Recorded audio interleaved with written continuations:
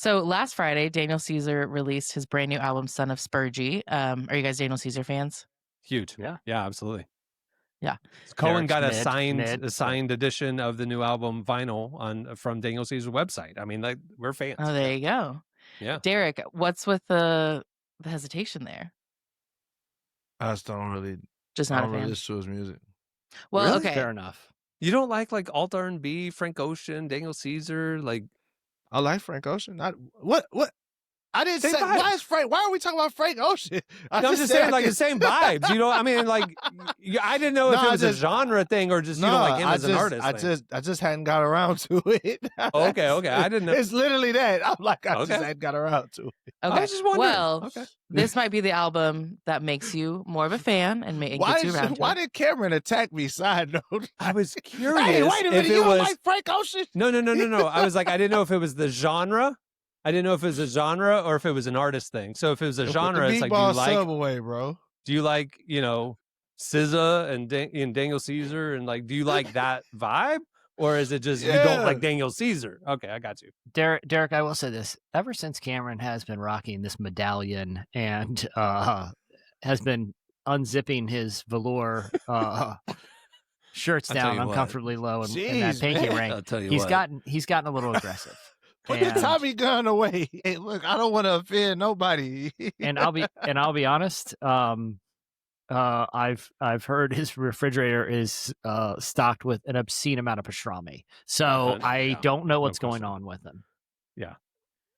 A truck full of pastrami just happened to break down in front of my house, So yeah. Yeah. Don't put a horse's head in my bed, just please. Oh my gosh. Okay. We love Daniel Caesar. What's your problem with We Daniel love- Caesar? Yeah, I'm joking. Yeah.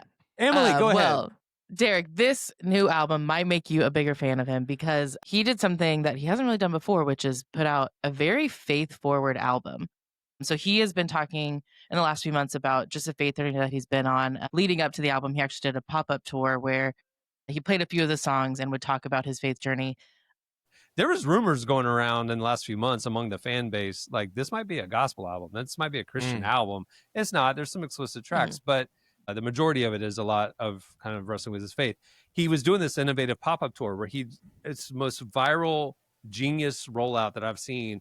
He just picked up his phone and said, hey, I just want to play some songs for y'all, maybe at this park. And he would put the coordinates in his story or his TikTok, and thousands of people would show up. And he just sat there with a stool and a PA speaker, and he just would play songs. And so anyway, that was building up. Well, in that, he's playing the new music on his guitar. He's telling some stories behind the music. And he shared this story about his dad and his household growing up, strong Christian household. His dad was a strong believer. His dad spent his whole life trying to get Daniel to come to the Lord. And then his dad passed away.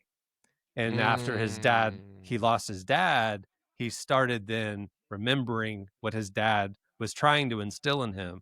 And the loss of his dad actually brought him to God. And he tells the story in this clip that Emily's about to play. So here's a clip. Drip was like he wanted to share God with me. That was like the most important thing to him, And I kind of went through a period where I rejected God and I rejected my father, and I needed them both for very similar reasons. You know what I mean? It was like the physical and then the spiritual, and they both kind of operate as your protector and your lover. You know what I mean? Like your lover of your soul. So yeah. No, that's beautiful. And it's like, I feel like in the making of it, it was almost like you were drawing yourself a roadmap back to God, and almost like a roadmap back to like the thing that connected you and your father as well, Yeah. It did this making this record was like very healing for our relationship. You know what I mean? It's cool. And a lot of people think the person on the cover of this album, Son of Spurgey, is you. Oh no. It's my dad, but we look alike. Because he's my dad. It's beautiful, man. This is the Son of Spurgey, bro. Yo, that's heartwarming right there. That got me as a dad, man. Because when your kids are kids, they're going to find their own path. They're going to find their own themselves. And you're trying to instill the things that shaped you as a dad into your kids. And to hear that is just like, what is the scripture? Raise your children when they're old, they won't depart from it. In the way they should be go. Yeah, when they're old, they won't depart depart from it. Yeah. So anyway, Daniel Caesar.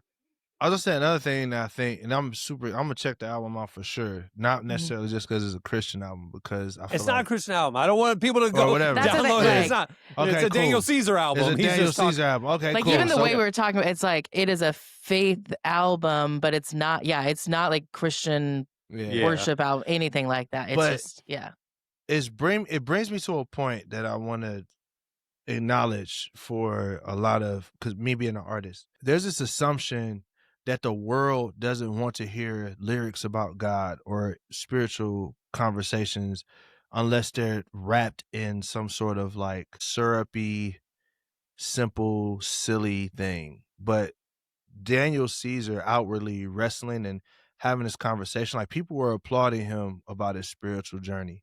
And I think that Christians need to take less of a combative approach or a let's placate to the lowest common denominator of Christian music we can approach, and make some fire art that's real human, that's real honest, and it will connect. And you don't have to even worry about the whole crossing over thing or anything. It's like people are having spiritual conversations now, and we should be in those conversations in a way that's meaningful and understanding, so we can help guide people to truth. I think that's what I get from listening to this guy. Not saying that he's 100%. a beacon of truth, but you didn't hear anybody booing him because he was talking about he's having a spiritual faith journey. Not one Right. person booed him. They all applauded, Yeah. which to me says that people are open to those kind of conversations in a certain way. You know? If it's authentic. Yeah, If absolutely. it's authentic. And there's it's other not- clips we yeah. posted, him talking about his scriptures that have meant the most to him and different things. Like the dude's being very open about where he's at, where he's been, where he's going, where his heart has Mhm. shifted. It's really beautiful to see.